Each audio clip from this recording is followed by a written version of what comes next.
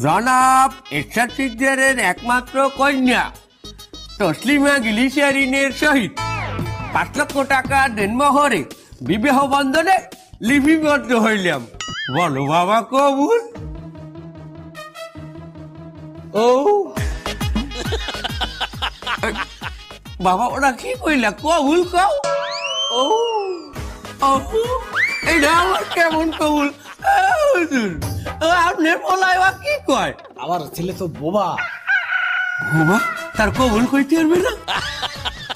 ওই কবুল বাদে অন্য সবকিছু সে বলতে পারবে, অন্য কিছু বলান। অন্য কিছু কইতে পারবে?